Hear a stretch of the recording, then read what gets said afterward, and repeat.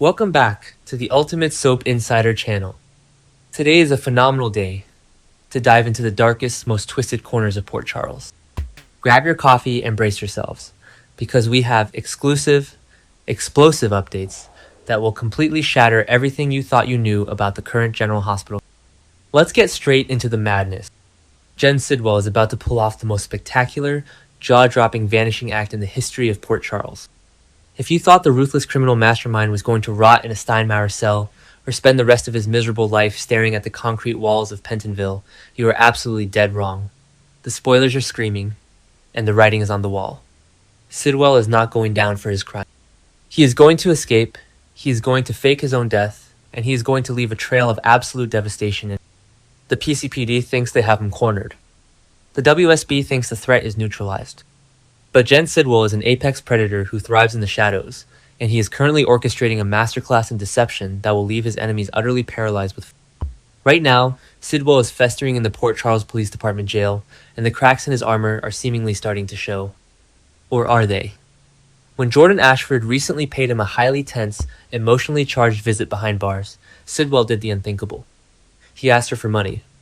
Why would an international criminal billionaire, a man with global holdings and endless resources, beg a former police commissioner for cash? It is a brilliantly calculated move. Sidwell is actively playing the desperate, defeated prisoner, lulling the authorities into a false sense of security while secretly maneuvering his pieces on the board. He wants Jordan to think he is broken, isolated, and completely out of options. But every single word out of Sidwell's mouth is a manipulation, a carefully crafted lie designed to set the stage for his imminent, explosive resurrection.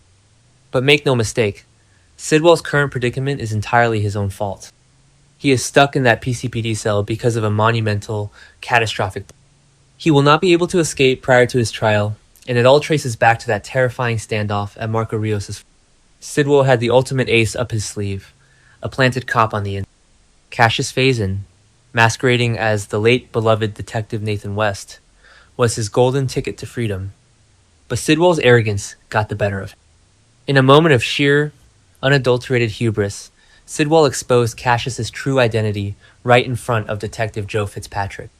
He barked an order for Cassius to shoot Joe, blowing the imposter's cover to pieces and instantly severing his only lifeline to the outside world. By burning Cassius Faison, Sidwell trapped himself. He can no longer rely on a dirty badge to unlock his cell door in the dead of night. The Port Charles Police Department is on high alert, and Joe Fitzpatrick's survival means the secret is officially out. Cassius is now a hunted fugitive with a citywide APB on his head, completely useless to Sidwell's immediate escape plan. This means Sidwell must sit and wait. He must endure the humiliating process of the legal system. He must face the music in the courtroom before he can make his final, explosive move. The trial is inevitable, and it is going to be the most sensational, media-frenzied circus Port Charles has ever witnessed. When Jen Sidwell finally takes the stand, the sheer volume of his crimes will threaten to bury him alive. The prosecution is lining up a murderer's row of charges, starting with the brutal attempted murder of Lucas.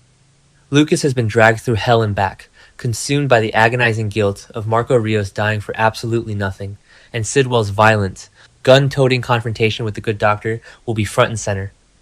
The jury will hear every terrifying detail of how Sidwell blamed Lucas for Marco's demise, how he terrorized him, and how he nearly ended his life in a fit of vengeful, unhinged rage. But the attempted murder charge is just the tip of the iceberg. The prosecution will ruthlessly unpack the horrifying hostage crisis at the Jerome Art Gallery.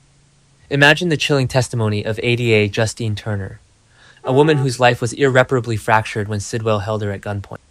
Her trauma is so severe that she is legally barred from prosecuting the case herself, forcing her to issue a massive ultimatum to Molly Lansing Davis. Molly is being forced to choose between her highly anticipated book tour with Cody Bell and the biggest legal battle of her entire career. The jury will hear exactly how Sidwell used Justine as bait to pull Sonny Corinthos into a deadly, high-stakes trap. And we absolutely cannot forget the other victims trapped in that gallery of horror. Ava Jerome, a former mob boss who is no stranger to violence, was left completely paralyzed by Sidwell's ruthless unpredictability. Beside her was Ethan Lovett, bleeding out heavily from a gunshot wound to the butt, deliriously confessing his darkest paternity secrets regarding baby Phoebe because he genuinely believed he was going to die on that floor. Sidwell turned a sophisticated art gallery into a blood-soaked slaughterhouse of psychological torture, and those testimonies alone are enough to lock him away for multiple lifetimes. Yet, the absolute nail in Jen Sidwell's coffin is a crime that has been lurking in the shadows: the cold-blooded murder of Henry Dalton. This is the charge that carries the ultimate penalty, and the prosecution has a secret weapon that Sidwell never saw coming. Britt Westbourne is currently sitting in a holding cell, having been arrested for kidnapping in Tortola. But Britt is a survivor, a brilliant, calculating woman who will do whatever it takes to secure her freedom. She is holding the ultimate get-out-of-jail-free card, and she is about to play it with devastating precision. Britt Westbourne witnessed the murder of Henry Dalton. She saw Sidwell's ruthless brutality with her own two eyes.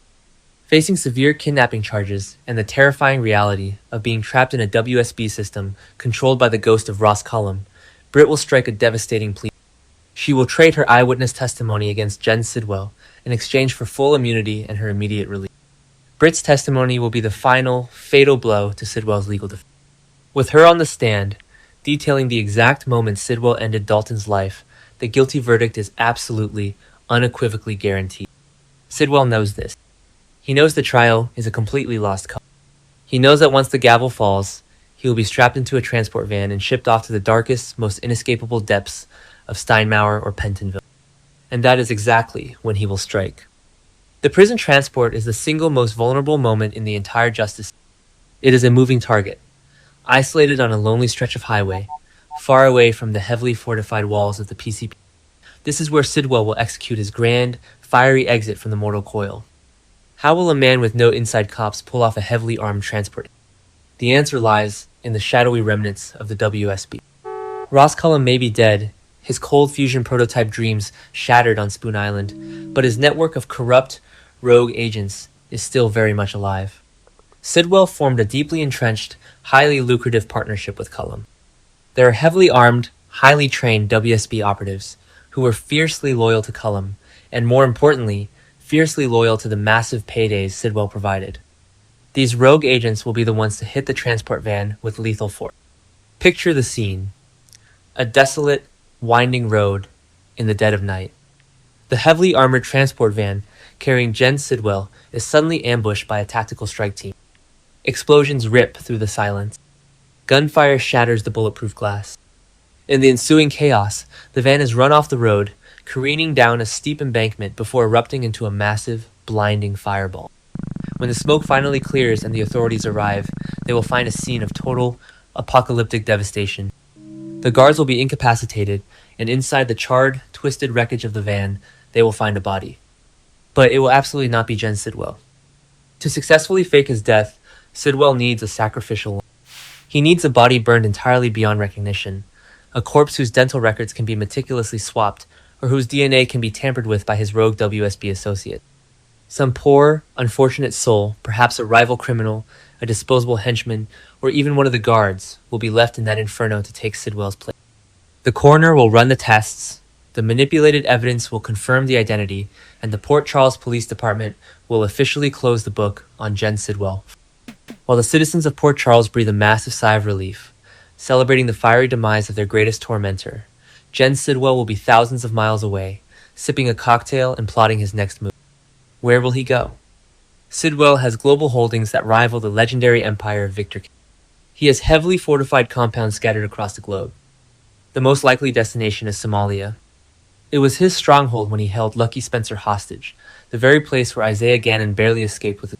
Somalia offers the perfect, lawless sanctuary for a dead man to rebuild his criminal syndicate from the ground up. And who will be waiting for him in the shadows?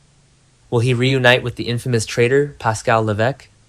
Pascal betrayed him, but in the ruthless, ever-shifting world of international espionage and organized crime, alliances are forged in blood and money.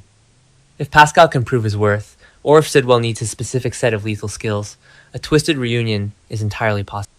Together, they could operate with total impunity, ghosts in a machine, completely free from the relentless pursuit of the WSB or the PCPD, because, in the eyes of the world, Jen Sidwell is nothing more than a pile of ash. This fake death is not an ending, it is a terrifying new beginning. Jen Sidwell is a bad penny, a relentless force of nature who absolutely refuses to stay buried. He will bide his time. He will lick his wounds, rebuild his fortune, and watch the citizens of Port Charles from afar. He will wait until they are happy, until they feel safe, until they have completely forgotten the terror he inflicted upon them. And then, when they least expect it, when their guard is completely down, he will strike again with a vengeance that will shake the town to its very core. Jen Sidwell is about to become a ghost, a lethal phantom haunting the periphery of Port Charles. Will Lucas Jones, Justine Turner, and Britt Westbourne ever truly be safe, knowing the monster who tormented them might still be breathing? When the ashes settle and the transport van stops burning, who is going to uncover the chilling truth that Jen Sidwell is still alive, and who will be his very first target when he inevitably returns from the grave? Drop your wildest, most explosive predictions in the comments below, because the nightmare is only just beginning.